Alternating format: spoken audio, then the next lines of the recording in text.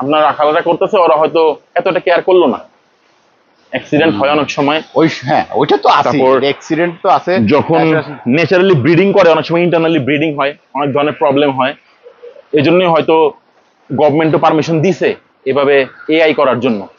ADL আছে, ACI আছে, government নিজেও করে।